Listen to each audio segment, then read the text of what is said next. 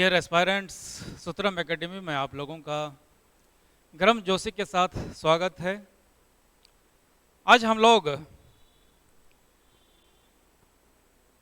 Digestive system पर discuss करेंगे और उस सिलसिले को आगे बढ़ाते हुए हम लोग इस इम्पोर्टेंट टॉपिक पर, इसके एक एक एस्पेक्ट्स पर, एक एक पहलू पर स्टेप बाय स्टेप डिस्कस करेंगे। और चूँकि यह बहुत ही इम्पोर्टेंट टॉपिक है और इससे अक्सर प्रश्न पूछे जाते रहे हैं और आगे भी इससे प्रश्न पूछे जाने की संभावना है, इसलिए आप लोग अपनी तैयारी में इस टॉपिक को इग्नोर नहीं कर सकते हैं और एक्सेलेंट तैयारी के लिए इस टॉपिक की भी तैयारी, अच्छे ढंग से तैयारी बहुत ज़रूरी है। तो चलिए हम लोग आगे बढ़ते हैं और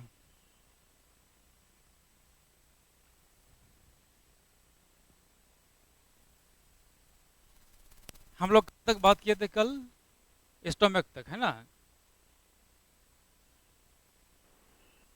आज हम लोग बात करेंगे डाइजेशन इन स्मॉल इंटेस्टाइन। चूँकि पाचन का ज़्यादा हिस्सा या डाइजेशन का जो ज़्यादा हिस्सा है, मेजर जो पार्ट है वो स्मॉल इंटेस्टाइन में कंप्लीट होता है, तो हम लोग यहीं से शुरुआत करेंगे। हाँ, थोड़ा सा हुआ था, चलिए वहाँ से शुरुआत करते हैं। डाइजेशन इन स्मॉल इंटेस्टाइन, है ना। हम लोग यहाँ से शुरुआत करते हैं। डाइजेशन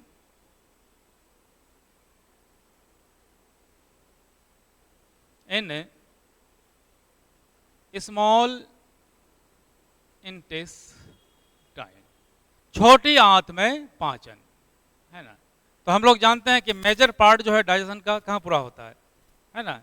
डाइजेशन का मेजर जो पार्ट है ये कंप्लीट होता है किसमें?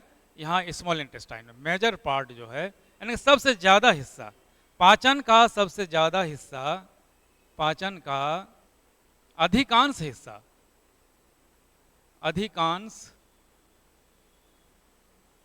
भाग कहाँ पूरा होता है? स्मॉल इंटेस्टाइन में, ठीक है, स्मॉल इंटेस्टाइन में। और ये स्मॉल इंटेस्टाइन है ना, ये एलिमेंट्री कैनल का ही क्या है? ये भाग है। और स्मॉल इंटेस्टाइन की जो लंबाई है, स्मॉल इंटेस्टाइन की जो लंबाई है करीब जो है 6.7 मीटर से इसकी लंबाई होती है। कितने? स्मॉल इंटेस्टाइन की लंबाई जो है 6.7 मीटर इसकी लंबाई होती है, लॉन्ग, है ना। ये ट्यूब है, कितना? 6.7 मीटर। अच्छा, मजे की बात है, इसको हम लोग स्मॉल इंटेस्टाइन कहते हैं, है ना। और एक लार्ज इंटेस्टाइन है, तो हम लोग ये सोचते होंगे कि लार्ज इंटेस्टाइन जो उसकी लंबाई ज़्यादा है, लेकिन ऐसा नहीं है ना। इसके कंपैरिजन में वो कम लंबा है, ठीक है। स्मॉल इंटेस्टाइन जो है सबसे ज़्यादा लंबा है। और स्मॉल इंटेस्टाइन जो है ये 3 पार्ट में डिवाइडेड रहता है ना, divided into 3 parts. Small intestine कितने पार्ट में डिवाइड रहता है? डिवाइडेड इनटू 3 पार्ट्स, 3 पार्ट्स क्या क्या? पहला पार्ट इसका डिवोडेनम, पहला पार्ट जो है इसका क्या है ना, डिवोडेनम है। मिडिल जो पार्ट है वो है जेजुनम, ठीक है, जेजुनम। और इसका जो लास्ट पार्ट है स्मॉल इंटेस्टाइन का वो है इलियम, है ना। ये 3 पार्ट में ये डिवाइडेड रहता है, ठीक है। यानी कि स्मॉल इंटेस्टाइन जो है ये 3 पार्ट में, जेजुनम एंड इलियम, ये 3 पार्ट में डिवाइडेड रहता है।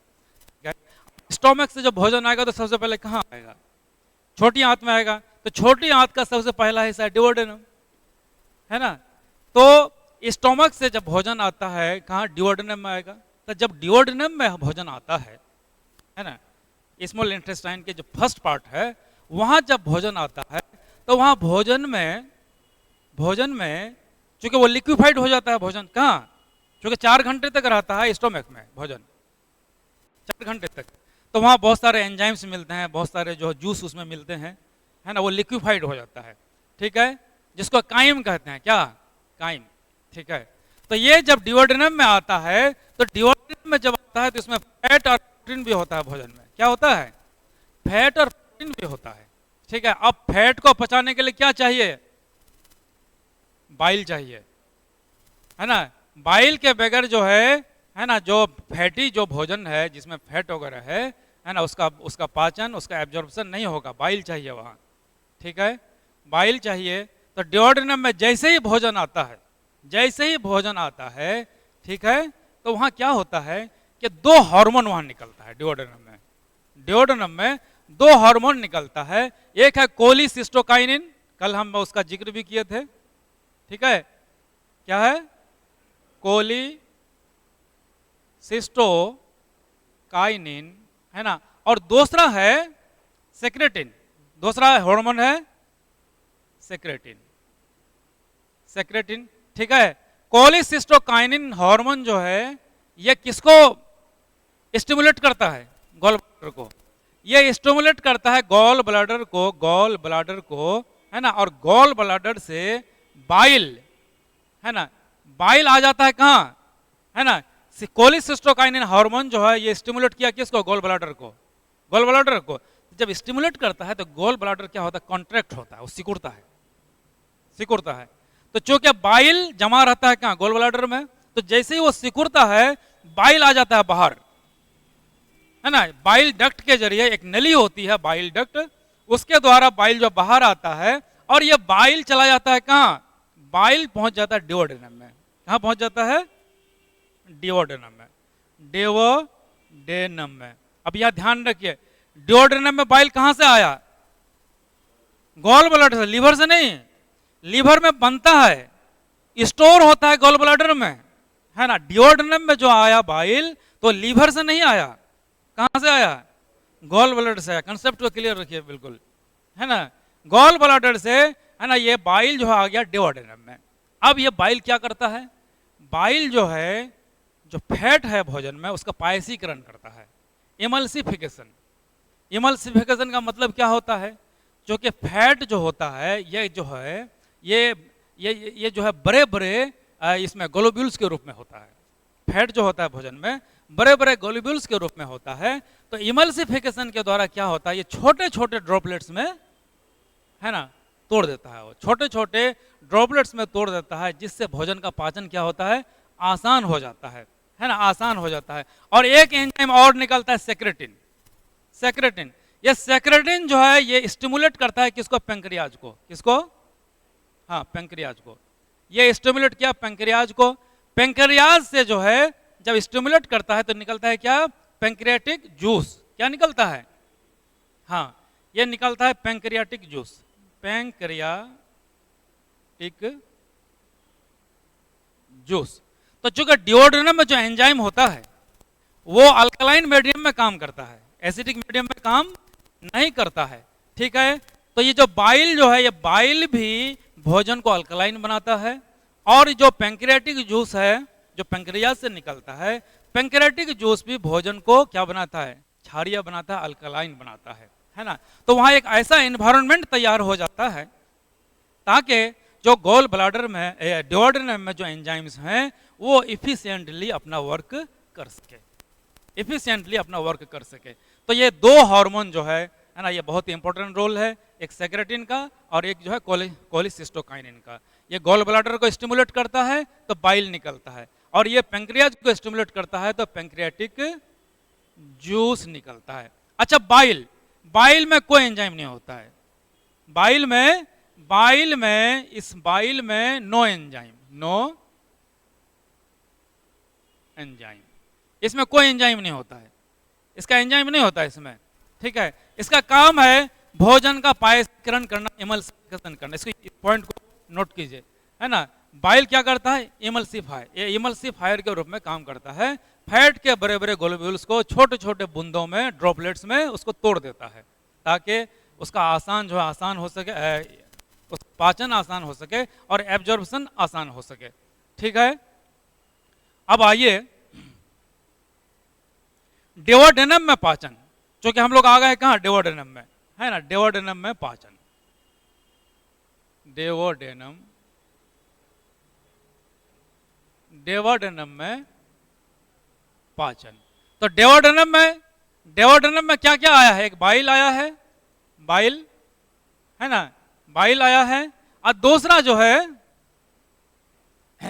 दूसरा यहां पर क्या है? पैंक्रियाटिक जूस आया है। यहां क्या आया है? Pancreatic juice. ये दो चीज है यहां, ठीक है। बाइल क्या करता है? इमल्सिफिकेशन ऑफ फैट, इमल्सिफिकेशन, इस टर्मिनोलॉजी को याद रखिएगा, इमल्सिफिकेशन ऑफ फैट। और इमल्सिफिकेशन का मतलब है बड़े बड़े फैट के ग्लोब्यूल्स को छोटे छोटे ड्रॉपलेट में बदल देना, कन्वर्ट कर देना।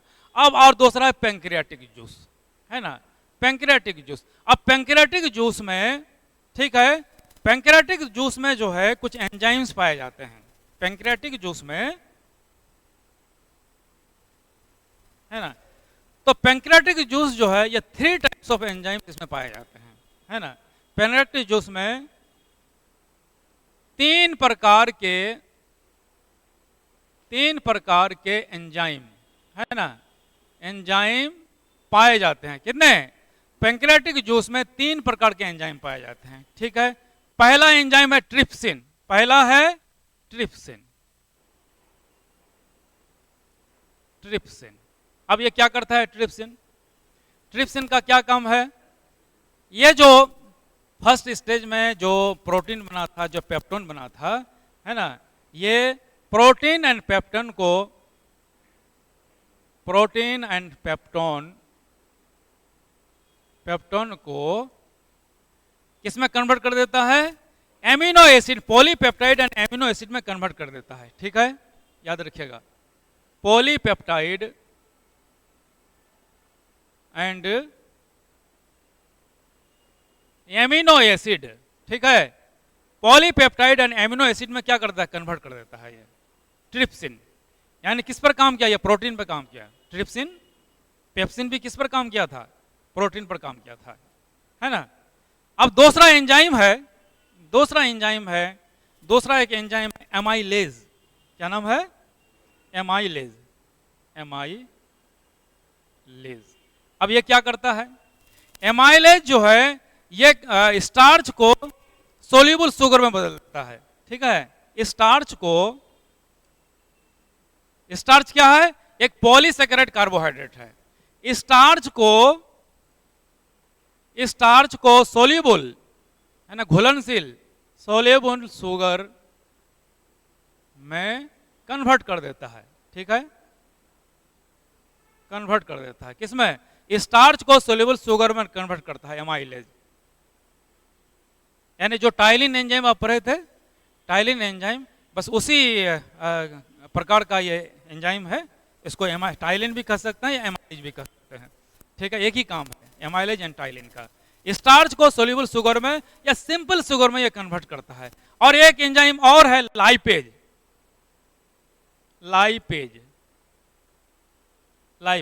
यानी यहाँ 3 एंजाइम यहाँ पैंक्रियाटिक जूस में होता है। पैंक्रियाटिक जूस में 3 प्रकार के एंजाइम होते हैं जो डिवाइडिनम में मिलकर के पाचन का काम करते हैं, प्रोटीन का भी, कार्बोहाइड्रेट का भी और फैट का भी।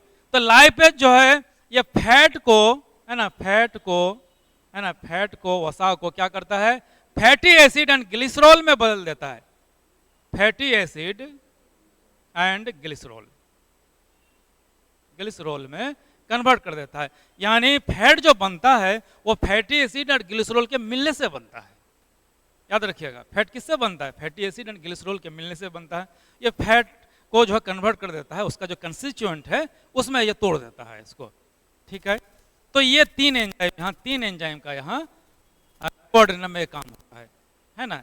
जेजुनम, मिडिल पार्ट क्या है? जेजुनम। यहाँ कोई खास जो है पाचन का काम नहीं होता है, खास पाचन का काम यहाँ नहीं होता है। अब आ जाते हैं हम लोग इलियम में, है ना। डिओडेनम में पाचन, अब इलियम में पाचन, ठीक है। यहाँ आप देख सकते हैं, इसको आप दोहरा लीजिए, ठीक है। पैंक्रियाटिक जूस, ठीक है, ये पैंक्रियाटिक जूस है। पैंक्रियाटिक जूस में 3 प्रकार के एंजाइम पाए जाते हैं, 3 प्रकार के एंजाइम पाए जाते हैं। पहला है ट्रिप्सिन एंजाइम, दूसरा है एमाइलेज, है ना, एमाइलेज, और लाइपेज, तीसरा लाइपेज, ठीक है। ट्रिप्सिन प्रोटीन और पेप्टोन को पॉलीपेप्टाइड और एमिनो एसिड में बदलता है। एमाइलेज स्टार्च को सोल्यूबल शुगर में बदल देता है। और लाइपेज वसा पर काम करता है और वसा को फैटी एसिड एंड ग्लिसरॉल में कन्वर्ट कर देता है ना। तो सिंपल फॉर्म में कन्वर्ट करता है ताकि उसका पाचन के बाद शरीर में उसका एब्जॉर्प्शन हो सके। ठीक है। अब आइए, जेजुनम में कोई खास पाचन होता नहीं है। अब इलियम में हम लोग आते हैं। इलियम में पाचन,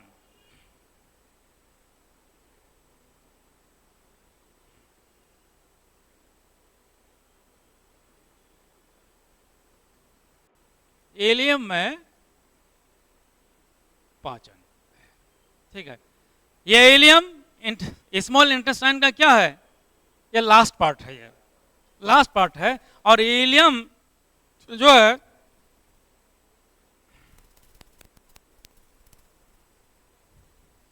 स्मॉल इंटेस्टाइन का तीसरा पार्ट है ये, ठीक है।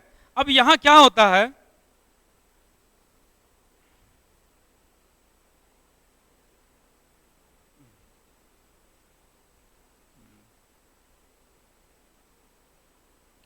इलियम में, इलियम के वाल से है ना एक रस निकलता है जिसको इंटेस्टिनल कहते हैं। क्या कहते हैं, इलियम में इंटेस्टिनल जूस या सक्कस इंटेरिकस, सक्कस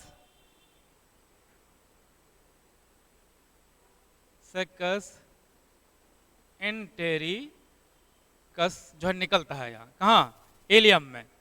छोटी आंत के दीवार से, वाल से एक जूस निकलता है जिसको इंटेस्टिनल जूस या सक्कस इंटेरिकस कहते हैं, सक्कस इंटेरिकस कहा जाता है। ठीक है। और ये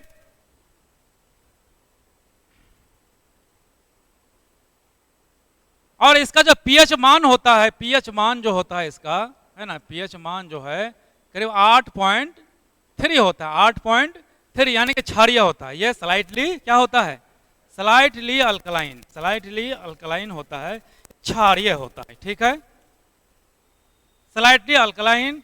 और ये इंटेस्टिनल जूस जो है ये पर डे करीब 2 लीटर निकलता है। कितना, 2 litre per day. Intestinal juice जो है, इंटेस्टिनल जूस जो है पर डे कितना, 2 लीटर पर डे ये निकलता है, 2 लीटर पर डे।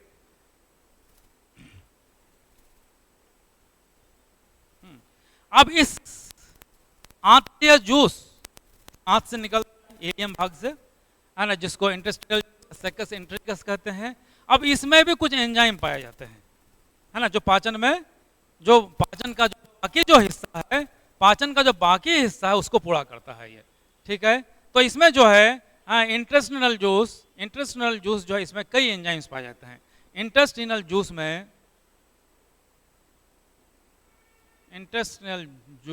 में कई एंजाइम, है ना, कई एंजाइम पाए जाते हैं।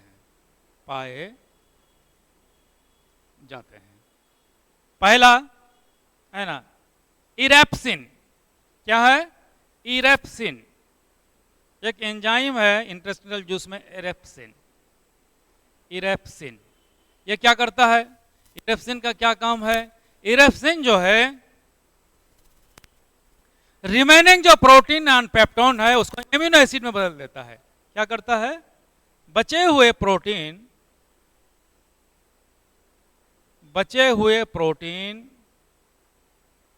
और पेप्टोन को एमिनो एसिड में बदल देता है, एमिनो एसिड में बदल देता है। बचे हुए प्रोटीन और पेप्टोन को किस में बदलता है, एमिनो एसिड में बदल देता है। बचे remaining, it converts the remaining protein and peptone into amino acids. एक और एंजाइम होता है माल्टेज,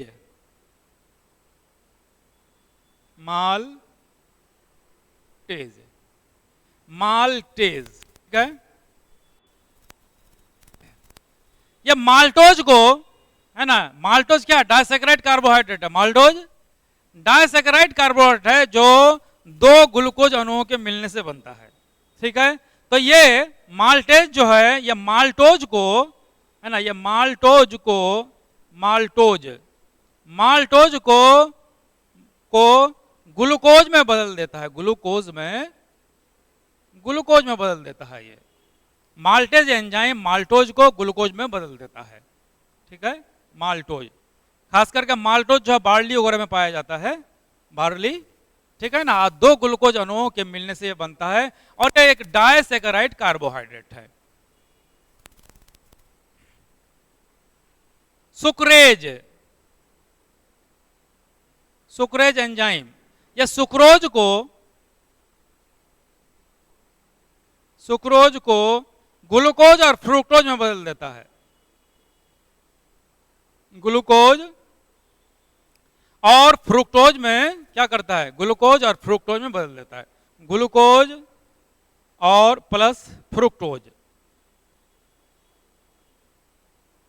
ग्लूकोज प्लस फ्रुक्टोज में बदल देता है ना। सुक्रोज को, सुक्रोज किसमें पाया जाता है, गन्ना में।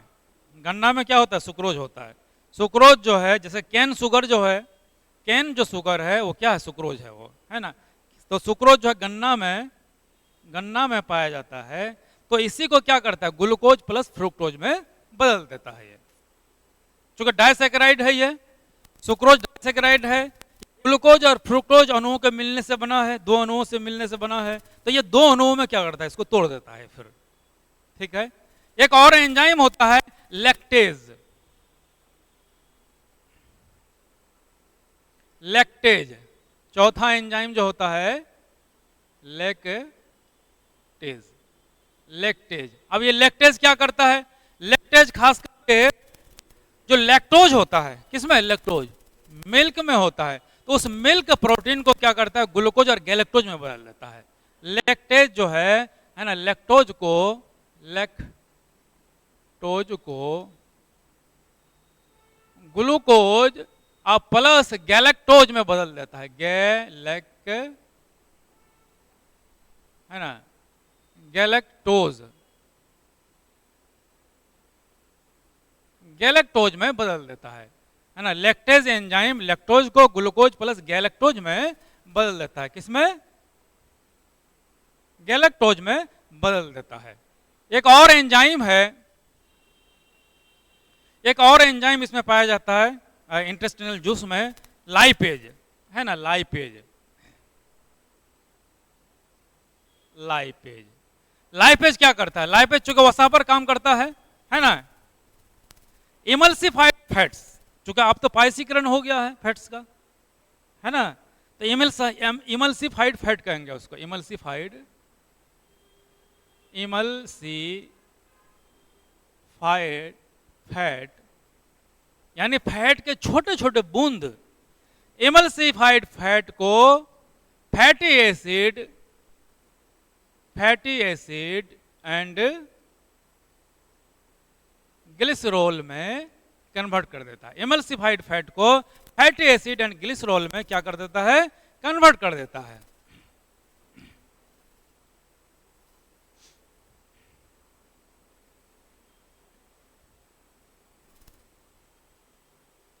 ठीक है। तो कितने एंजाइम है इंटेस्टिनल जूस में या सेकस एंटेरिकस में, 5 एंजाइम है, 5 एंजाइम है यहाँ, ठीक है। सॉरी,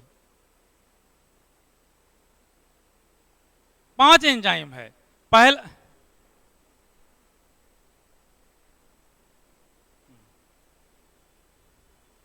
इरेप्सिन पहला है ना। इंटेस्टिनल जूस में जो पहला एंजाइम है ये आपको क्या है, इरेप्सिन। इरेप्सिन, इरेप्सिन जो है बचे हुए प्रोटीन और पेप्टोन को एमिनो एसिड में बदल देता है। किसमें, एमिनो एसिड में बदल देता है, बचे हुए प्रोटीन और पेप्टोन को, ठीक है। माल्टेज जो है ये माल्टोज को ग्लूकोज में बदलता है, और सुक्रेज जो है ये सुक्रोज को ग्लूकोज प्लस फ्रुक्टोज में बदलता है। आपको ध्यान रखना है, ठीक है। और नेक्स्ट जो है ना, लैक्टेज, लैक्टेज एंजाइम दूध में जो लैक्टोज होता है, लैक्टोज कार्बोहाइड्रेट है ना, इसको ग्लूकोज प्लस गैलेक्टोज में बदल देता है।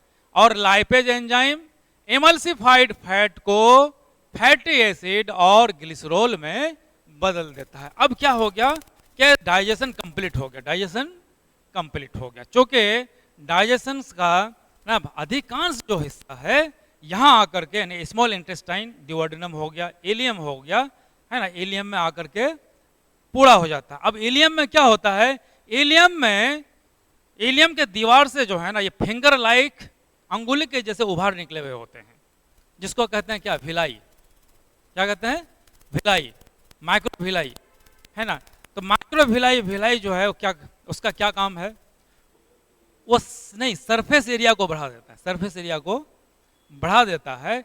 और भिलाई की दीवार से है ना जो डाइजेशन हो गया है ना, तो भोजन का क्या होता है, अवशोषण होता है। वहाँ क्या होता है, भिलाई के द्वारा एब्जॉर्प्शन होता है ना, उसको एब्जॉर्ब कर लेता है। जो न्यूट्रिएंट्स जो भोजन से निकला पाचन के बाद, उस न्यूट्रिएंट्स को क्या करता है, वहाँ एब्जॉर्प्शन हो जाता है, अवशोषण हो जाता है। और एब्जॉर्ब होकर के है ना जो ग्लूकोज वगैरह है कहाँ चला जाता है, वो चला जाता है ब्लड स्ट्रीम में। कहाँ चला जाता है, ब्लड में चला जाता है ना। अब ब्लड में एक्सेस मान लिया ग्लूकोज है तो ग्लाइकोजन में बदल करके वो लिवर में संचित हो जाता है ना। फैट है तो फैटी लेयर के रूप में जमा हो जाता है, शरीर में वो जमा होता है। और जब जब हम लोगों को एनर्जी की जरूरत होती है तो वही जो है कन्वर्ट होता है ग्लूकोज में, फिर हम लोगों को एनर्जी मिलती है ना।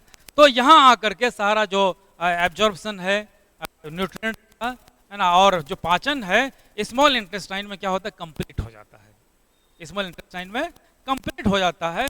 और भिलाई के द्वारा जो इलियम में जो होता है, जो लास्ट पार्ट है स्मॉल इंटेस्टाइन का, जो छोटे छोटे फिंगर लाइक ग्रोथ हैं जिसको भिलाई कहते हैं, उसके द्वारा उसका एब्जॉर्प्शन होता है। ठीक है, एब्जॉर्प्शन होता है। ठीक है, तो यहाँ कंप्लीट हो गया लार्ज स्मॉल इंटेस्टाइन में, ये कंप्लीट हो गया डाइजेशन। अब आइए लार्ज इंटेस्टाइन में, है ना। लार्ज इंटेस्टाइन, बड़ी आंत, है ना, लार्ज इंटेस्टाइन। अब पाचन में इसका क्या रोल है ना, बड़ी आंत का पाचन में क्या रोल है, तो आपको जानना चाहिए, है ना, कि बड़ी आंत में पाचन का काम नहीं होता, नो डाइजेशन। लार्ज इंटेस्टाइन में नो डाइजेशन, नो डाइजेशन, यहाँ डाइजेशन नहीं होता है। तो यहाँ क्या होता है, यहाँ क्या होता है, जो वाटर वगैरह है, वाटर है, जो इलेक्ट्रोलाइट्स हैं, है ना, उसका क्या होता है, एब्जॉर्प्शन होता है ना। वाटर इलेक्ट्रोलाइट्स में खासकर जैसे सोडियम क्लोराइड हो गया, है ना, सोडियम क्लोराइड हो गया, पोटासियम क्लोराइड हो गया, है ना। वाटर इलेक्ट्रोलाइट्स का क्या होता है, एब्जॉर्प्शन होता है, एब्जॉर्प्शन होता है। ठीक है, नो डाइजेशन, वाटर इलेक्ट्रोलाइट्स का क्या होता है, यहाँ एब्जॉर्प्शन होता है। ठीक है, और एलिमिनेशन ऑफ सॉलिड वेस्ट, जो स्टूल बनता है ना। क्योंकि लार्ज इंटेस्टाइन का कितना पार्ट है, 3 पार्ट है ना, इसका 3 पार्ट है। पहला पार्ट है सेकम, दूसरा पार्ट है कोलोन, बीच वाला जो भाग है क्या है, कोलोन, और तीसरा जो पार्ट है वो है रेक्टम। तीसरा पार्ट क्या है,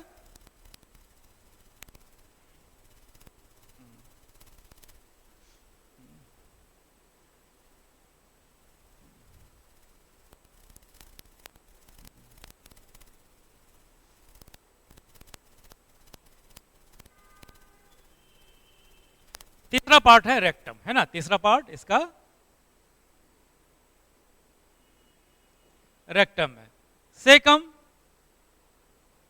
ये बड़ी आंत का सबसे पहला पार्ट है, सेकम, है ना, बड़ी आंत का सबसे पहला पार्ट है ये।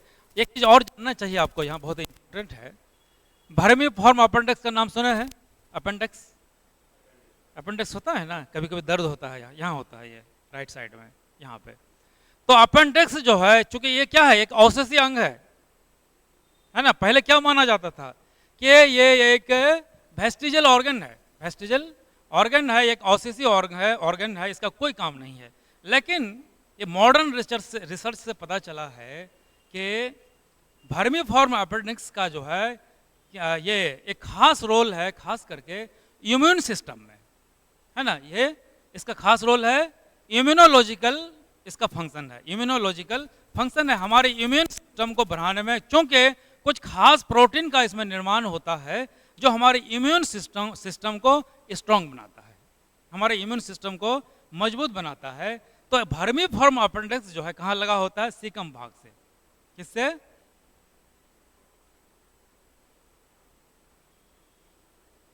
वर्मीफॉर्म अपेंडिक्स, है ना, तो इससे लगा होता है, सेकम भाग से लगा होता है। इसको लिख लीजिए, इस पॉइंट को लिख लीजिए। वर्मीफॉर्म अपेंडिक्स बड़ी आंत के सीकम भाग से अटैच रहता है या सीकम भाग से लगा रहता है।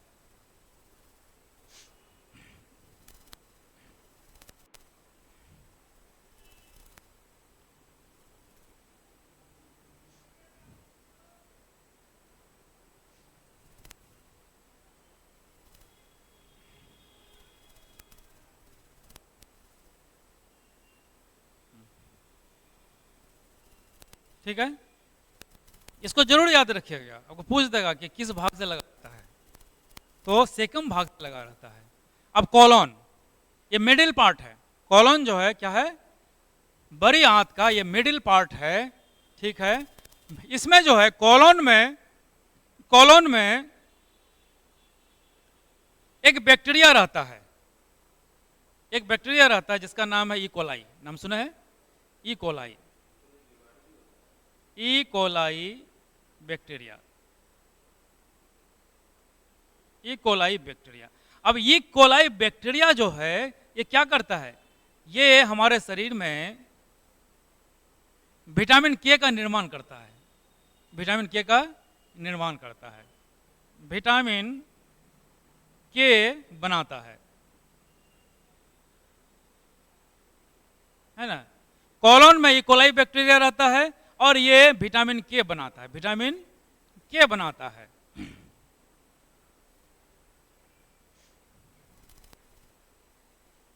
ठीक है, ई कोलाई क्या है, विटामिन के बनाता है। ई कोलाई बैक्टीरिया विटामिन के का निर्माण करता है। ई कोलाई वो खास करके यूरिनरी इन्फेक्शन वगैरह में ये होता है ना, यूरिनरी ट्रैक्ट में। तो ई कोलाई जो बैक्टीरिया जो है ये हमारे लिए बेनिफिशियल बैक्टीरिया है, ये चूंकि विटामिन के बना के दे रहा है आपको, है ना, विटामिन के बनाता है। ठीक है, विटामिन के, और हम लोगों के बॉडी में दो ही विटामिन बनता है, बाकी सारा विटामिन हम लोग डाइटरी सोर्स से लेते हैं, है ना, या तो प्लांट सोर्स से या फिर जो है एनिमल सोर्स से लेते हैं। खाने पीने के जो भी सामान वगैरह हैं, है ना, जैसे कि फ्रूट्स हैं, वेजिटेबल्स हैं, या फिर मांस मछली है ना, उन सोर्स से लेते हैं। लेकिन दो विटामिन हम लोगों के शरीर में भी बनता है ना, वो भोजन में भी मिलता है और हमारे शरीर में भी बनता है। उसमें से एक डी हो गया जो धूप में अल्ट्रावायलेट रोशनी की मदद से, है ना, बनता है हमारे स्किन में। और दूसरा विटामिन जो है विटामिन के, विटामिन के ये हमारे आंत में बनता है, ये बनाता है ये बैक्टीरिया, है ना, इसको याद रखिएगा। ठीक है ना, ये कोलाई बैक्टीरिया जो है विटामिन के का निर्माण करता है, विटामिन के का निर्माण करता है, विटामिन के बनाता है। तो आप यहाँ देख सकते हैं, है ना, कि लार्ज इंटेस्टाइन में डाइजेशन नहीं होता है, नो डाइजेशन, नो डाइजेशन। ठीक है, यहाँ पर क्या होता है, वाटर ऑन इलेक्ट्रोलाइट्स, खास करके सोडियम क्लोराइड हो गया, पोटासियम क्लोराइड हो गया, है ना, इसका एब्जॉर्प्शन होता है, इसका एब्जॉर्प्शन होता है। इसके तीन पार्ट्स हैं, है ना, सीकम है, दूसरा पार्ट कोलोन है, तीसरा पार्ट जो है क्या है, रेक्टम है, रेक्टम है। तो सीकम भाग से क्या है, वर्मीफॉर्म अपेंडिक्स जो लगा रहता है, वर्मीफॉर्म अपेंडिक्स लगा रहता है। और ये जो है इसको एक अवशेषीय अंग माना जाता है, क्या, एक वेस्टिजियल ऑर्गन माना जाता है। इसको लिख लीजिएगा, जेल ऑर्गन या अवशेषी अंग, अवशेषी अंग इसको माना जाता है। ठीक है, वेस्टिजियल ऑर्गन अवशेषी अंग माना जाता है इसको, है ना। लेकिन आजकल जो रिसर्च से पता चला है कि इम्यून सिस्टम में इसका रोल है, लिख लीजिएगा कि आजकल रिसर्च से पता चला है कि इम्यून सिस्टम में इसका रोल है, इम्यून सिस्टम में इसका रोल है। ठीक है, और कोलन भाग में ई कोलाई बैक्टीरिया रहता है। ई कोलाई बैक्टीरिया कहाँ रहता है? कोलन में रहता है। ठीक है, कोलन में, और ये विटामिन के का निर्माण करता है, विटामिन के बनाता है, विटामिन के बनाता है, विटामिन के का निर्माण करता है। और यहाँ पर जो है ना, रेक्टम में स्टूल जो है, स्टूल या जो सॉलिड वेस्ट प्रोडक्ट है, यानी जिसको हम लोग फीसेस कहते हैं, फीसेस, है ना, ये क्या होता है? स्टोर रहता है। क्या होता है? स्टोर, है ना, रहता है। और फिर जो है ये एनएस के द्वारा क्या होता है? एनएस के द्वारा क्या होता है? बाहर हो जाता है, एनएस के द्वारा बाहर हो जाता है।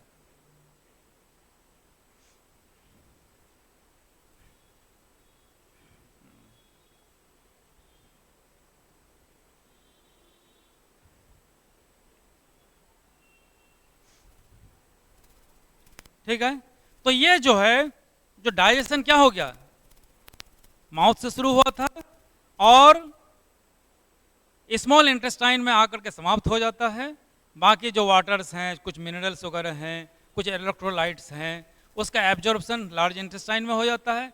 बाकी जो वेस्ट प्रोडक्ट है, जो कचरा बना पेट में खाने पीने के बाद, वो क्या होता है? रेक्टम होते हुए, एनस होते हुए शरीर से बाहर हो जाता है, वेस्ट प्रोडक्ट बाहर हो जाता है। एक चीज और है ना, ये तो एलिमेंट्री कैनल के बारे में हम लोगों ने पढ़ा है ना। एलिमेंट्री कैनल, पहला हिस्सा माउथ हो गया, फिर दूसरा ओएसोफेगस हो गया, फिर स्टोमक हो गया, है ना, फिर स्मॉल इंटेस्टाइन, फिर लार्ज इंटेस्टाइन हो गया, है ना। अब कुछ जो है ग्लैंड्स भी हैं तो पाचन में सहयोग करते हैं, ग्लैंड्स भी हैं जो पाचन में सहयोग करते हैं। पहला हो गया लीवर, फिर गॉल ब्लैडर जो है, इसका भी क्या है? सहयोग है पाचन में, गॉल ब्लैडर का, पैंक्रियाज का, है ना, इसका भी पाचन में सहयोग है, तो इसका भी चर्चा कर देना उचित रहेगा। ठीक है ना। तो digestive glands participating in digestion. अब हम लोग चर्चा करेंगे डाइजेस्टिव ग्लैंड्स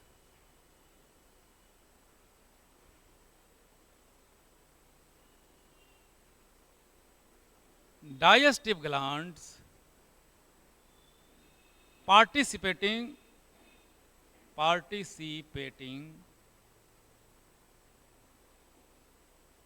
in digestion,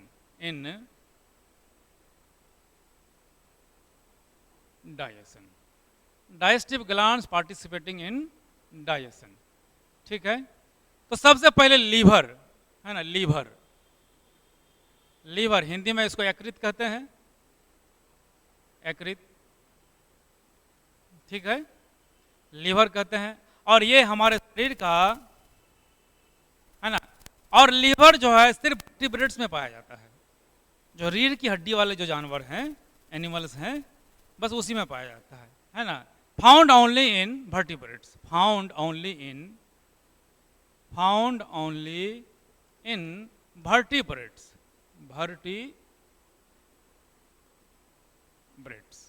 ठीक है, फाउंड ओनली इन वर्टिब्रेट्स, यानी कि लीवर जो है वो केवल वर्टिब्रेट्स में पाए जाते हैं, रीढ़ की हड्डी वाले एनिमल्स में पाए जाते हैं।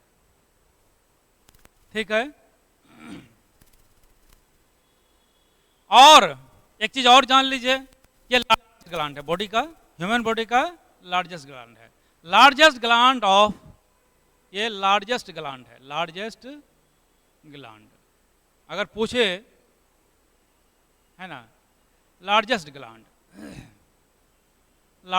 अगर आपको पूछे कि ह्यूमन बॉडी का लार्जेस्ट ग्लैंड कौन है, तो इसका उत्तर कौन होगा?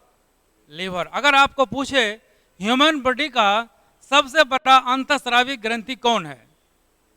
सबसे बड़ा एंडोक्राइन ग्लैंड कौन है? नहीं, थायराइड है ना। सबसे बड़ा एंडोक्राइन ग्लैंड थायराइड, सबसे बड़ा ग्लैंड लीवर, सबसे बड़ा एंडोक्राइन ग्लैंड थायराइड, और second largest endocrine gland pancreas, अग्न्याशय। तो ये लार्जेस्ट ग्लैंड है बॉडी का, ह्यूमन बॉडी का क्या है, ये लार्जेस्ट ग्लैंड है। और इसका जो वजन होता है, इसका जो वेट होता है, इसका करीब जो है 1.5 से 2 किलोग्राम तक होता है ना। 1.5 से 2 किलोग्राम तक इसका वजन होता है। 1.5 से 2 किलोग्राम तक इसका क्या होता है, वजन होता है।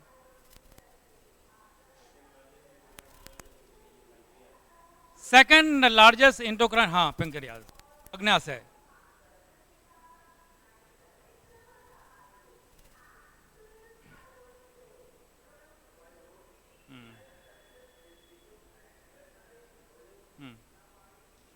ठीक है, अब लीवर का क्या क्या काम है बॉडी में, है ना।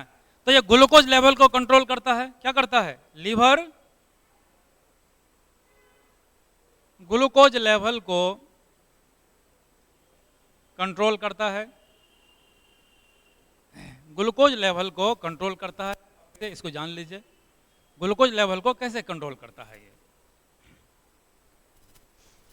एक्सेस जो ग्लूकोज होता है ना, जो कार्बोहाइड्रेट का जब मेटाबॉलिज्म होता है शरीर में, उपापचय जब होता है, तो ग्लूकोज का लेवल क्या होता है, धीरे धीरे धीरे बढ़ता है। धीरे धीरे खाने से पहले कम होता है, खाने के बाद क्या होता है, बढ़ जाता है। शुगर पेशेंट में आप देखे होंगे, उसका जो टेस्ट होता है खाने से पहले, एक खाने के बाद, है ना। तो खाने के बाद जो है ग्लूकोज लेवल धीरे धीरे बढ़ता है। मान लीजिए एक्सेस कार्बोहाइड्रेट मैंने ले लिया, भोजन में ज़्यादातर मैंने कार्बोहाइड्रेट लिया, चावल रोटी वगैरह सब जो है ना। तो वो एक्सेस ग्लूकोज ग्लाइकोजन में बदलता है, और ये ग्लाइकोजन कहाँ जमा रहता है, ग्लाइकोजन जमा रहता है लीवर में। ग्लाइकोजन लीवर में जमा हो जाता है। तो ग्लूकोज लेवल को क्या किया, कंट्रोल किया, ग्लूकोज लेवल को कंट्रोल कर दिया। ठीक है, अब मान लिया कि एनर्जी की जरूरत है, तो वही ग्लाइकोजन फिर कन्वर्ट होता है ग्लूकोज में, तो हमको एनर्जी मिलती है। तो एक तरह से लीवर ग्लूकोज लेवल को क्या करता है, कंट्रोल करता है। दूसरा काम क्या है इसका, दूसरा काम क्या है, लीवर बाइल बनाता है। लीवर है ना, बाइल का उत्पादन करता है, बाइल, बाइल का उत्पादन करता है ना, उत्पादन। और फैट वसा के पाचन के लिए जरूरी है, वसा के पाचन के लिए, वसा के पाचन के लिए, पाचन के लिए है ना, क्या है, जरूरी है। वसा के पाचन और अवशोषण, वसा के पाचन और अवशोषण भी लिखिएगा, है ना। बाइल का उत्पादन होता है ना यहाँ, है बाइल जरूरी ना, वसा इमल्सिफिकेशन जो होता है बताया ना आपको, इमल्सिफिकेशन करता है ना, वो छोटे छोटे बूंद में बदल देता है वो। ठीक है, और ब्लड क्लॉटिंग जो प्रोटीन्स होते हैं उसका निर्माण लीवर में होता है। Blood clotting, blood clotting proteins, proteins का निर्माण है ना, कहाँ पर होता है, लीवर में होता है। ब्लड क्लॉटिंग प्रोटीन्स का निर्माण कहाँ होता है, लीवर में होता है। जैसे फाइब्रिनोजेन है ना, फाइब्रिनोजेन, प्रोथ्रोम्बिन, प्रोथ्रोम्बिन इटीसी, है ना। ब्लड क्लॉटिंग प्रोटीन्स का निर्माण ये भी करता है, कहाँ करता है, ये लीवर करता है। ठीक है, लीवर जो है ब्लड क्लॉटिंग प्रोटीन का भी निर्माण करता है ना। फाइब्रिनोजन, प्रोथ्रोम्बिन, प्रोथ्रोम्बिन है ना, फाइब्रिनोजन आप पढ़े होंगे। ब्लड क्लॉटिंग जो प्रोसेस है हम बताएंगे सर्कुलेशन में कैसे कैसे होता है ना। इसका निर्माण जो है कहाँ होता है, ये आपको लीवर में होता है। ठीक है, और एक एंटीकोगुलेंट प्रोटीन जो होता है हेपारिन, हेपारिन जो हमारे आर्टरी में, वेन में ब्लड को नहीं जमने देता है, एंटीकोगुलेंट है वो, है ना। हेपारिन का निर्माण जो है कहाँ होता है, लीवर में होता है हेपारिन का निर्माण।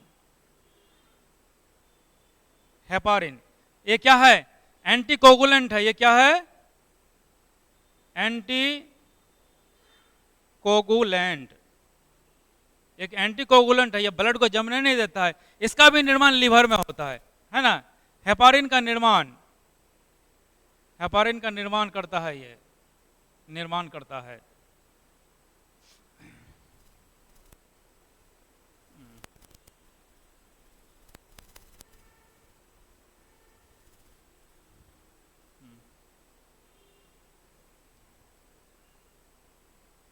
और लिवर डिटॉक्सिफिकेशन का काम करता है।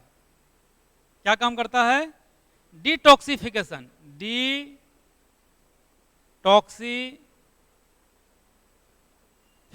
का काम करता है ना। डिटॉक्सिफिकेशन कहाँ होता है, लीवर में होता है। डिटॉक्सिफिकेशन यानी हिंदी में निरावशीकरण, निरावशीकरण। ये एसआई में पूछा था ये प्रश्न कि निरावशीकरण कहाँ होता है ना। हमको याद है वो 2018 में से पूछा था, हाँ एसआई में पूछा था यह प्रश्न। निरावशीकरण डिटॉक्सिफिकेशन होता है, लीवर में होता है निरावशीकरण, निरावशीकरण, डिटॉक्सिफिकेशन। यानी हम जो खाते पीते हैं है ना, जैसे कि अमोनिया हानिकारक है शरीर के लिए, अमोनिया को यूरिया में बदल देता है, वो कम हानिकारक है। और फिर किडनी में छन करके क्या होता है, वो बाहर हो जाता है, वो यूरिन के साथ बाहर हो जाता है। तो हमारा शरीर जो है इन टॉक्सिन्स से क्या होता है, बच जाता है ना। नहीं तो क्या होगा, सेल डैमेज हो जाएगा, ऑर्गन डैमेज हो जाएगा, है ना। तो निरावशीकरण या डिटॉक्सिफिकेशन का काम जो है ये लीवर करता है।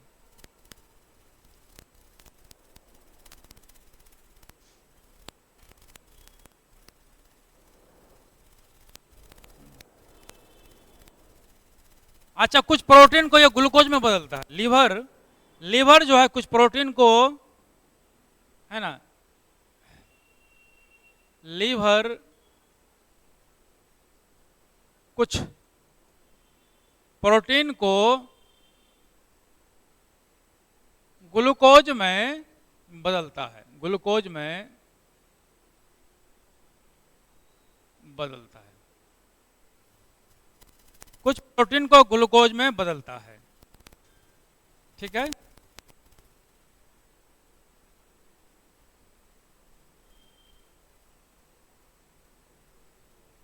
हैं? अब कैसे बदलता है, जैसे कि हमारे शरीर में मान लिया कि ग्लूकोज की कमी है, एनर्जी चाहिए, और कार्बोहाइड्रेट उतना है नहीं बॉडी में, उस स्थिति में क्या होगा, तो हमारे शरीर में जो प्रोटीन है वो प्रोटीन कन्वर्ट होता है ग्लूकोज में, तब हमको एनर्जी मिलती है ना। अगर मान लिया प्रोटीन भी ज़्यादा नहीं है हमारे शरीर में, मान लिया, है ना, तब क्या होगा, तो फिर फैट का मेटाबॉलिज्म होता है लास्ट में, है ना, फैट का मेटाबॉलिज्म होता है, और फिर वो ग्लूकोज बदल करके हमको एनर्जी देता है, ठीक है। लेकिन एनर्जी देने का काम ग्लूकोज ही करता है, कार्बोहाइड्रेट ही ज़्यादा करता है। प्रोटीन का काम तो बिल्डिंग मटेरियल के रूप में है। हमारे शरीर में जो टूट फूट होती है, सेल्स टूटते हैं, टिश्यू टूट फूट होता है, तो ये मरम्मत करता है, रिपेयरिंग का काम करता है प्रोटीन, ये मेन काम है ये। लेकिन जब आवश्यक हो जाए कभी, तो प्रोटीन भी एनर्जी देने का काम करता है, ग्लूकोज में कन्वर्ट हो करके, ठीक है। तो कुछ जो है ये प्रोटीन को ग्लूकोज में भी ये कन्वर्ट करता है, ठीक है, कन्वर्ट करता है।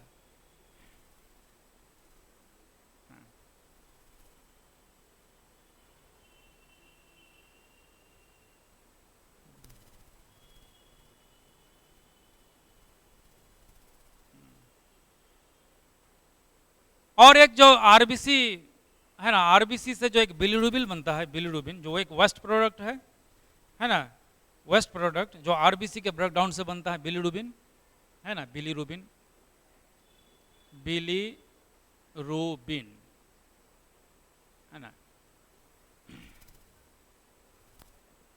ये क्या है, waste product, waste product of RBC metabolism, RBC metabolism, metabolism, waste product of RBC metabolism. तो इसको भी जो है इस हटाने का काम जो है कौन करता है, ये लीवर करता है। चूँकि ये एक तरह से समझो कि ये एक टॉक्सिन है, ये है ना, तो इसको डिटॉक्सिफाई करने का काम जो है कौन करता है, लीवर करता है। ये इसको हटाता है लीवर, इसको बिलीरोबिन को।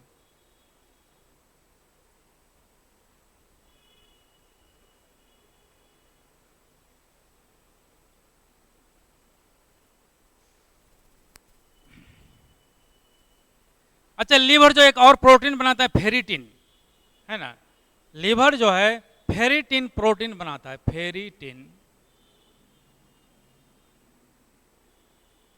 प्रोटीन बनाता है। और फेरिटिन प्रोटीन जो है ये आयरन को स्टोर करता है, आयरन को स्टोर करता है।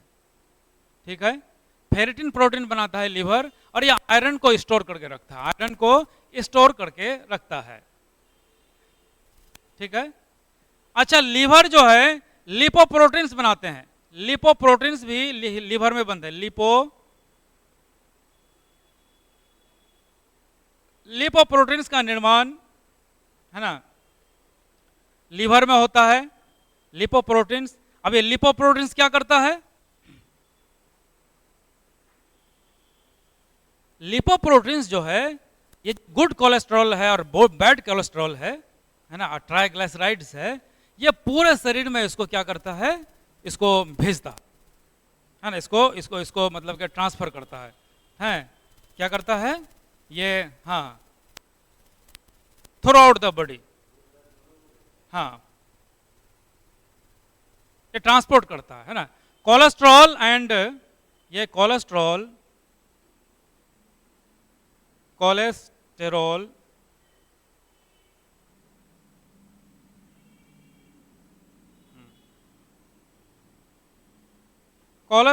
एंड ट्राइग्लिसराइड्स, ट्राइग्लाइसेराइड्स को पूरे शरीर में ट्रांसपोर्ट करता है। कोलेस्ट्रॉल एंड ट्राइग्लिसराइड्स को पूरे शरीर में क्या करता है,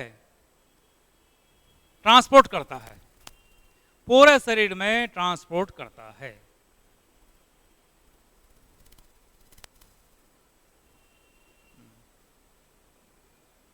ठीक है।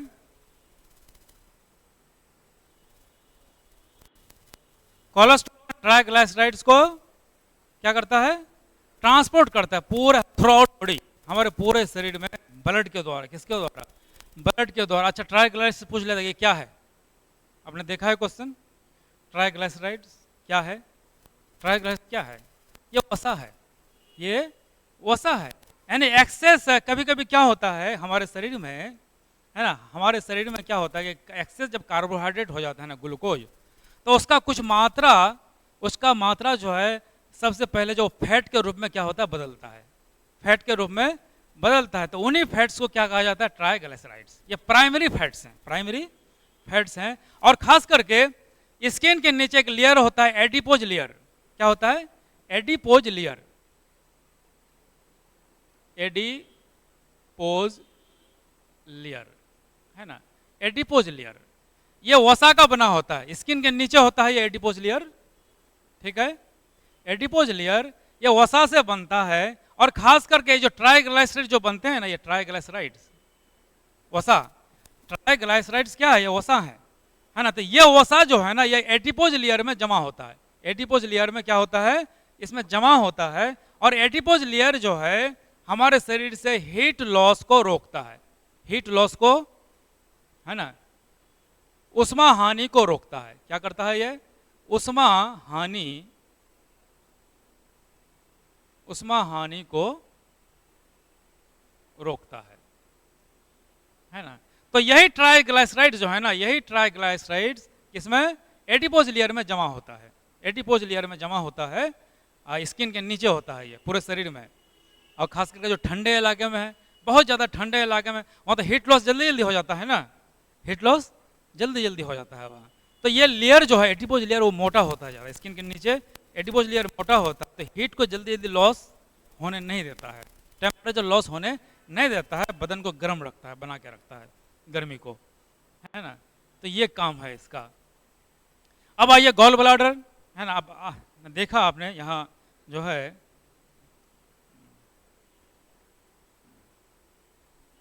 खास करके यहाँ आपको लीवर ये सिर्फ जो है ये वर्टिब्रेट्स में पाए जाते हैं, आपको याद रखना है। ये लार्जेस्ट ग्लैंड है, इसका वजन 1.5 से 2 किलोग्राम तक होता है, ठीक है। ये ग्लूकोज लेवल को कंट्रोल करता है, बाइल का उत्पादन करता है, वसा को पचाने के लिए क्या है जरूरी है, एम्पल्सिफिकेशन के लिए जरूरी है, ठीक है। ब्लड क्लॉटिंग प्रोटीन जो होते हैं जैसे कि फाइब्रिनोजन या प्रोथ्रोम्बिन, इसका निर्माण कहाँ होता है, लीवर में होता है। हेपारिन प्रोटीन का निर्माण भी है ना कहाँ होता है, लीवर में होता है, जो एंटीकोगुलेंट के रूप में काम करता है, ब्लड को आर्टरी और वेन में जमने नहीं देता है। और निरावसीकरण या डिटॉक्सिफिकेशन का काम भी लीवर करता है ना। जितने भी विष, जैसे कि हम लोग ड्रग्स इस्तेमाल करते हैं, दवाई वगैरह, कोई अल्कोहल का बहुत ज़्यादा इस्तेमाल करता है, शराब का, है ना। और उसी तरह से और भी कुछ हानिकारक चीज़ें हमारे शरीर में जाती हैं, है? और उसी तरह से जब प्रोटीन वगैरह का जब पाचन के बाद जो है कुछ टॉक्सिन्स बनते हैं हमारे शरीर में, जो हमारे शरीर के लिए काफ़ी हार्मफुल होता है। उन हार्मफुल वेस्ट प्रोडक्ट को निकालने का काम है ना कौन करता है, ये लीवर करता है। लीवर को ये डिटॉक्सिफाई कर देता है, हमारे ब्लड को डिटॉक्सिफाई कर देता है ये, है ना। नहीं तो क्या होगा, ब्लड क्या हो जाएगा, जहरीला हो जाएगा। इतने टॉक्सिन्स बनते हैं हमारे शरीर में कि ब्लड क्या हो जाएगा, हाँ वो जहरीला हो जाएगा और हमारे सेल, हमारे ऑर्गन सबको डैमेज कर देगा, ठीक है। तो ये डिटॉक्सिफाई कर देता है, सफाई कर देता है, उसका डिटॉक्सिफाई कर देता है, उन हानिकारक चीज़ों को हटा देता है, ठीक है। और कुछ प्रोटीन को ग्लूकोज में बदलता है। बिलीरुबिन जो है, जो वेस्ट प्रोडक्ट है, खास करके आरबीसी से ब्रेकडाउन से बनता है, आरबीसी के टूटने से, है ना, इसको भी हटाता है, ठीक है। एक फेरिटिन प्रोटीन बनता है जो आयरन को स्टोर करता है, ये भी लीवर में बनता है। और जो लिपोप्रोटीन्स हैं, है ना, जो कोलेस्ट्रॉल को और ट्राइग्लिसराइड्स को पूरे शरीर में क्या करता है, ट्रांसफर करता है, उसको ट्रांसपोर्ट करता है उसको, है ना। तो ये भी जो है लीवर का काम है ना। ये लीवर का बहुत सारे फंक्शंस हैं इसमें। अब आइए गॉल ब्लाडर।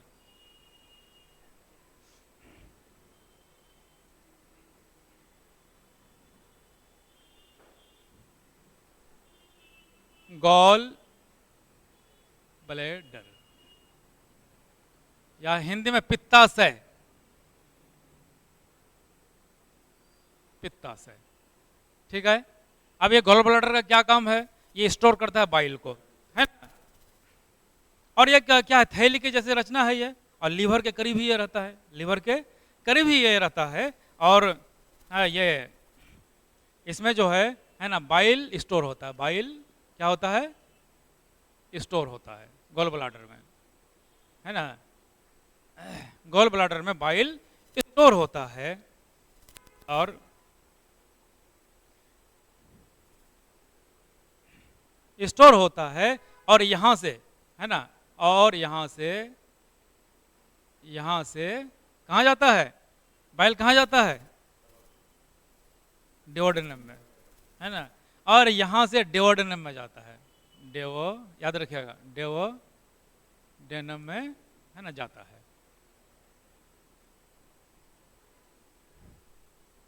डिओडेनम में जाता है ना। और इसका जो पीएच मान होता है बाइल का कितना होता है, पीएच जो है इसका होता है 7.7, याद रखिएगा। पीएच मान कितना होता है बाइल का, 7.7, यानी कि अल्कलाइन होता है। ये क्या होता है, अल्कलाइन। 7 होता या 7 से नीचे होता एसिडिक होता, वो 7 ऊपर है, तो इसका मतलब है ये हल्का क्या है, अल्कलाइन है ये, ठीक है, हल्का अल्कलाइन है। और ये क्या काम करता है, ये एसिडिक मीडियम को अल्कलाइन बनाता है ना। ये हाँ ये पाचन के लिए अल्कलाइन मीडियम प्रदान करता है, पाचन के लिए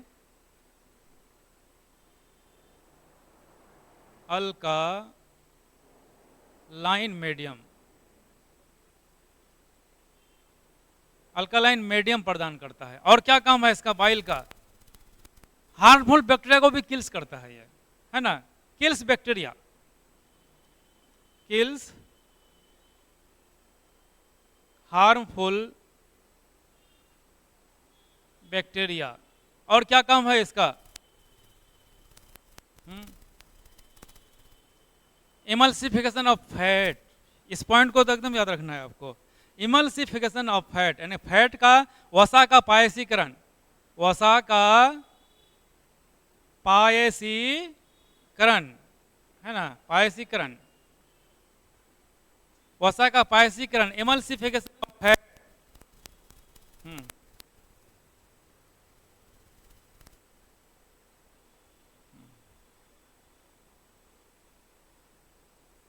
अच्छा, विटामिन के एब्जॉर्प्शन के लिए भी जरूरी है, हेल्पफुल है ना, ये helpful in the absorption of vitamin के, यानी विटामिन के अवशोषण में, अवशोषण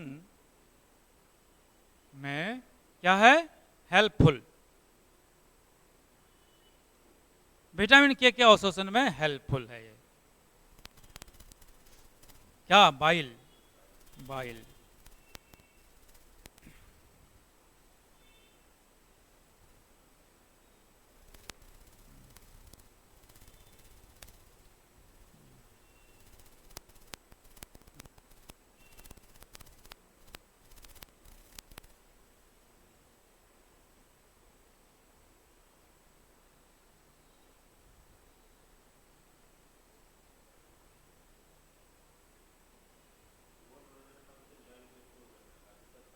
हाँ, बाइल करता है ना, गोल ब्लैडर स्टोर करने का काम है उसका, और बाकी सारा जो काम करता है उसमें स्टोर जो बाइल है ना, डुओडेनम में जाने के बाद ये सारा काम से फिगर का काम है, बैक्टीरिया को किल्स करना है, सारा करना है वो जो है ना।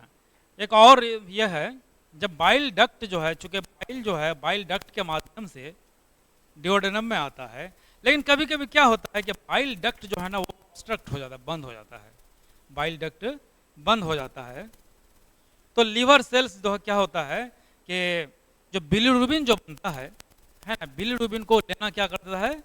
बंद कर देता है। बिलीरुबिन को, चूंकि आरबीसी के ब्रेकडाउन से वो बनता है बिलीरुबिन, तो बिलीरुबिन को लेना क्या करता है? लीवर सेल जो है बंद कर देता है, क्योंकि उसको तो वेस्ट प्रोडक्ट है, और उसको जो है क्या करता है? हटाता है, उसको कन्वर्ट करके हटाता है।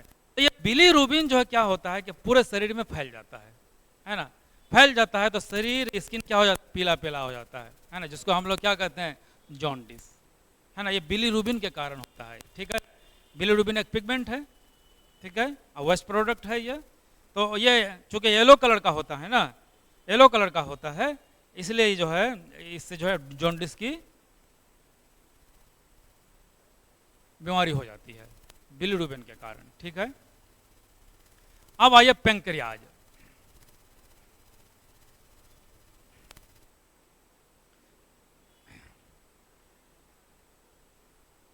तो यहाँ आपने देखा कि बाइल जो है, यहाँ गोल ब्लैडर में बाइल स्टोर होता है ना, बाइल स्टोर होता है, और बाइल का पीएच मान 7.7, ये अल्कलाइन होता है, ये क्या होता है?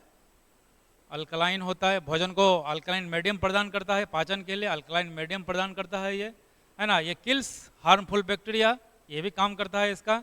वसा का पायसीकरण करता है, इमल्सिफिकेशन, जिसको अंग्रेजी में इमल्सिफिकेशन कहते हैं, ठीक है। विटामिन के अवशोषण के लिए भी जो है ये क्या है? हेल्प करता है।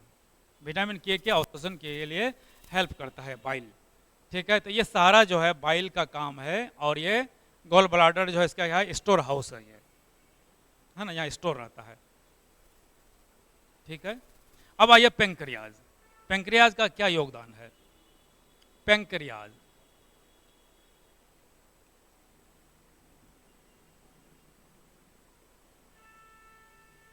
पैंक्रियाज, इसको अग्न्याशय कहते हैं, अग्न्याशय,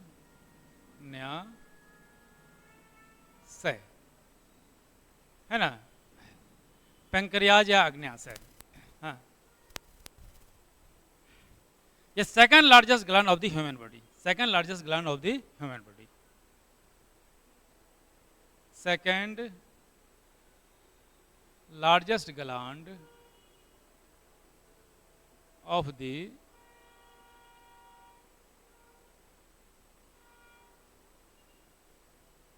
ह्यूमन बॉडी, ठीक है। पेंक्रियाज क्या है? Second largest gland of the, है ना। और एक चीज और जान लीजिए, ये मिश्रित ग्रंथि है। क्या है? It is a mixed gland. क्या है? ये मिक्स्ड ग्लैंड है, मिक्स्ड ग्लैंड है, यानी मिश्रित ग्रंथि है ये। इसका उदाहरण जो है मिश्रित ग्रंथि का है। हाँ, क्या बोल रहे हैं? हाँ, लार्जेस्ट इंडोक्राइन ग्लैंड थायराइड, है ना। सेकंड लार्जेस्ट ग्लैंड पेंक्रियाज, ठीक है। और लार्जेस्ट ग्लैंड लीवर। ये आंसर याद रखिएगा। अगर सिर्फ अगर पूछता है कि body, human body largest gland कौन है, तो उत्तर दीजिएगा लीवर। अगर आपको पूछता है ना, कि ह्यूमन बॉडी का लार्जेस्ट इंडोक्राइन ग्लैंड कौन है, थायराइड। अगर पूछता है कि सेकंड लार्जेस्ट ग्लैंड कौन है, ऐसे ही सेकंड लार्जेस्ट ग्लैंड कौन है, पेंक्रियाज, है ना। पेंक्रियाज आग्नेय है। हाँ, मिक्स्ड ग्लैंड का मिश्रित ग्रंथि। ये इंडोक्राइन भी है, एक्जोक्राइन भी है, ये, है ना, मिक्स्ड ग्लैंड है। यानी कैसे, है ना, ये चूंकि मिक्स्ड ग्लैंड है, यानी एक्जोक्राइन भी है, ये एक्जोक्राइन भी है और इंडोक्राइन भी है। एक्जोक्राइन भी है और इंडोक्राइन भी है। एक्जोक्राइन में जैसे पैंक्रियाटिक जूस इसमें निकलता है। क्या निकलता है? Pancreatic juice. पैंक्रियाटिक जूस इसमें निकलता है ना, जूस निकलता है। और इसमें क्या रहते हैं? एंजाइम्स रहते हैं। इसमें क्या रहते हैं? एंजाइम्स रहते हैं। इसमें कितने एंजाइम्स रहते हैं पैंक्रियाटिक जूस में? याद रहे ना, याद रखना है आपको। तो एक्जोक्राइन ग्लैंड से जो सेक्रेशन निकलता है उसको एंजाइम कहते हैं, है ना। इसमें डक्ट होता है, इसमें डक्ट होता है। और इंडोक्राइन जो है ये डक्टलेस ग्लैंड्स हैं। ये डक्टलेस ग्लैंड्स हैं। इंडोक्राइन ग्लैंड्स क्या होते हैं? डक्टलेस। डक्टलेस होता है, इसमें डक्ट्स होते हैं, ये डक्टलेस होता है। इंडोक्राइन ग्लैंड्स का जो सेक्रेशन है उसको क्या कहते हैं? हार्मोन। क्या कहते हैं? हार्मोन्स इसको कहते हैं, हार्मोन्स कहते हैं, है ना। इंडोक्राइन इसी पेंक्रियाज का भाग है आइसलेट्स ऑफ लैंगरहैंस। इसी का भाग है क्या? पेंक्रियाज का ही भाग है क्या? Islets of Langerhans. Islets of Langerhans, ये वैज्ञानिक का नाम है, उसी के नाम पर ये रखा गया है, आइसलेट्स ऑफ लैंगरहैंस। लैंगरहैंस, इससे हार्मोन्स निकलते हैं। ये पेंक्रियाज का ही भाग है, इंडोक्राइन पार्ट है ये, है ना। ये इंडोक्राइन पार्ट है। अब पेंक्रिया इधर जो है ये क्या है? हाँ, ये एक्जोक्राइन पार्ट है, ये इंडोक्राइन पार्ट है, आइसलेट ऑफ लैंगरहैंस। हार्मोन्स निकलते हैं। अब देखेंगे हम लोग कि क्या क्या हार्मोन निकलता है।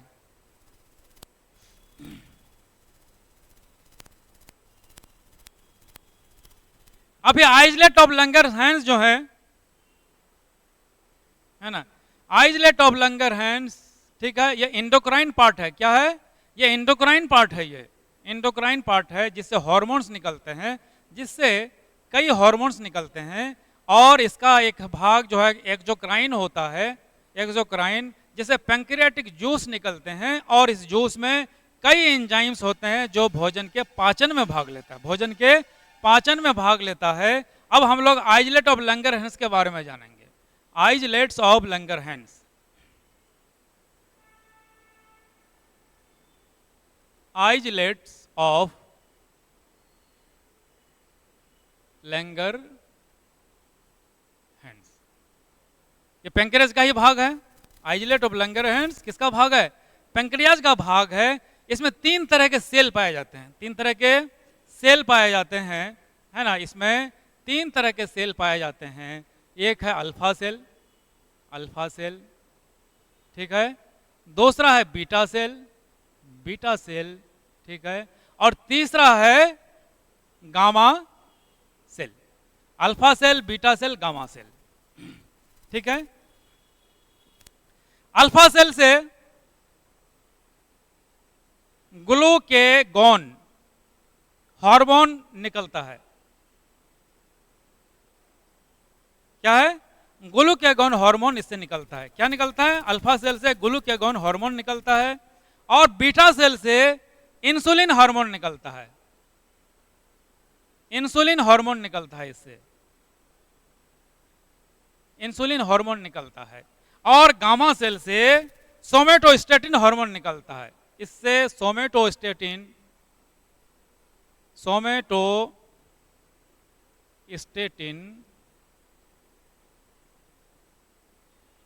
हार्मोन निकलता है। ठीक है, अब ये ग्लूकागॉन हार्मोन क्या करता है ना, ये ग्लाइकोजन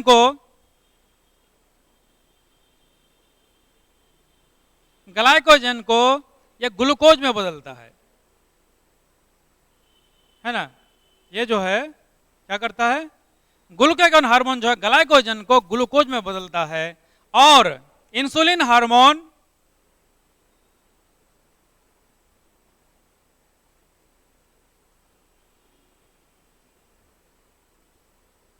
ग्लूकोज को ग्लाइकोजन में बदलता है। इंसुलिन हार्मोन ग्लूकोज को ग्लाइकोजन में बदलता है, क्या है, ग्लाइकोजन में बदलता है।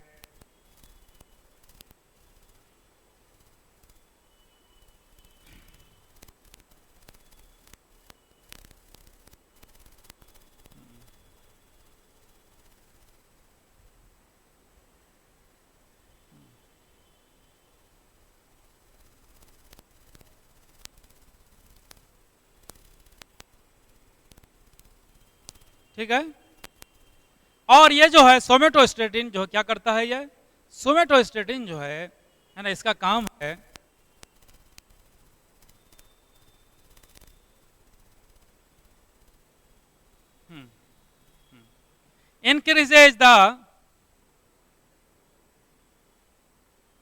increases the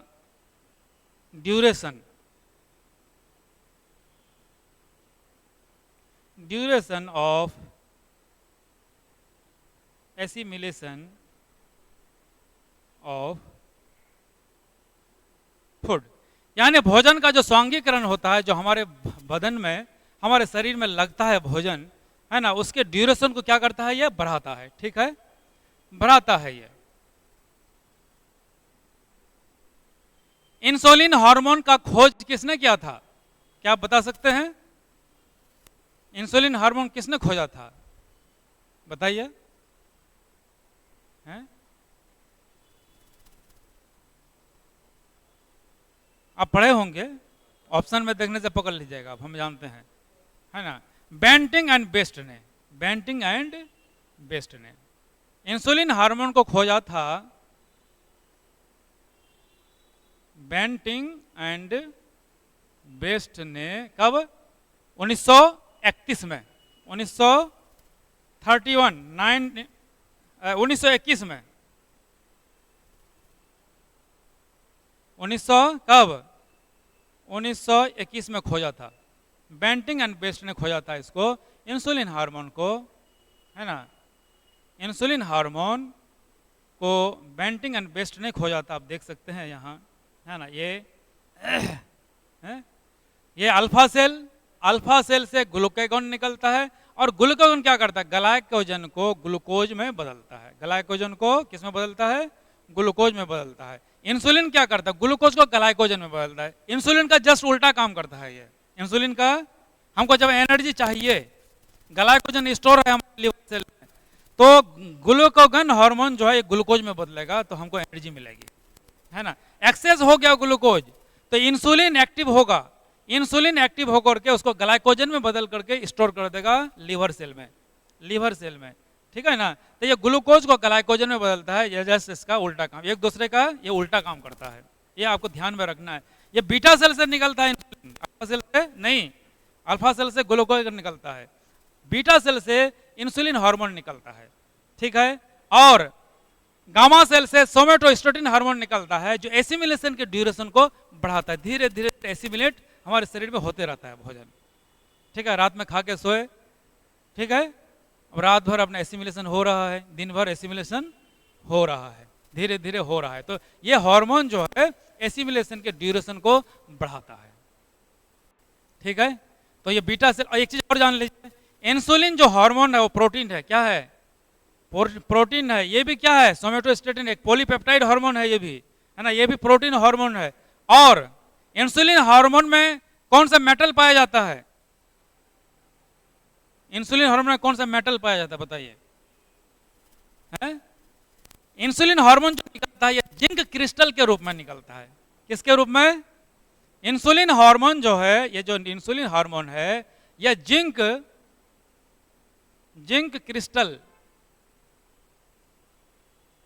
क्रिस्टल के रूप में रहता है ना। यानी इंसुलिन में जो है जिंक पाया जाता है। जिंक क्या पाया जाता है? जिंक। यानी कि इंसुलिन हार्मोन जिंक का बना होता है केमिकली। ये जिंक का बना होता है केमिकली, ये जिंक है। ये जिंक एक मेटल है, एक धातु है ना, इसमें जिंक पाया जाता है। यानी हम कह सकते हैं कि इंसुलिन एक जिंक युक्त हार्मोन है। जिंक युक्त हार्मोन है ये, है ना। तो ये आपका था पूरा डाइजेस्टिव सिस्टम, है ना, पूरा डाइजेस्टिव सिस्टम था इसमें। और ये आपका डाइजेस्टिव सिस्टम कंप्लीट होगा। इतना अगर पढ़ लेते हैं आप तो आपका एक भी प्रश्न यहाँ से नहीं छूटेगा आपको। अब सारा चीज़ आप जान गए। कहाँ पर स्टोमक में जो है डाइजेशन होता है तो किस मीडियम में होता है, अल्कलाइन या एसिडिक। डिओड्रेनम में एसिडिक होता है या अल्कलाइन होता है, ठीक है।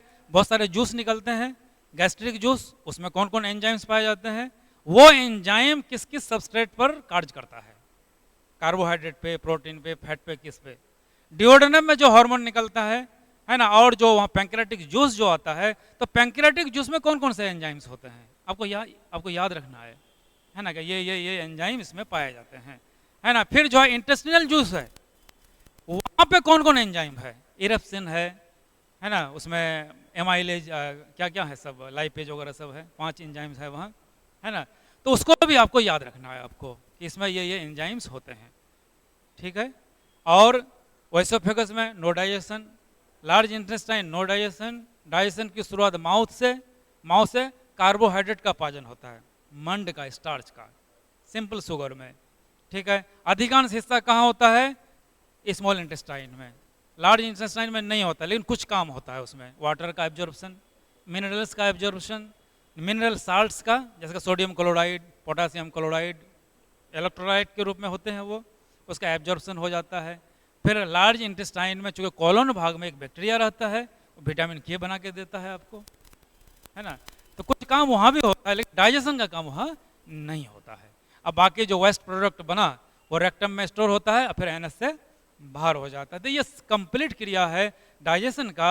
और ये डाइजेशन की कंप्लीट जो क्रिया वो 5 फेज में कंप्लीट होता है, जो हम पहले ही आपको बता चुके हैं। इंजेशन है, डाइजेशन है ना, और उसके बाद फिर एब्जॉर्प्शन है ना, और लास्ट में क्या है, चौथा में एसिमिलेशन है, फिर इजेशन है, डिफिकेशन।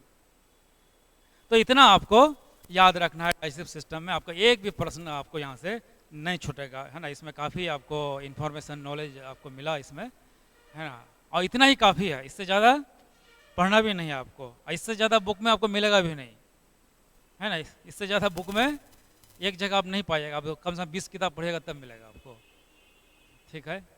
तो चलिए आज का सेशन हम लोग यहीं पर समाप्त करते हैं।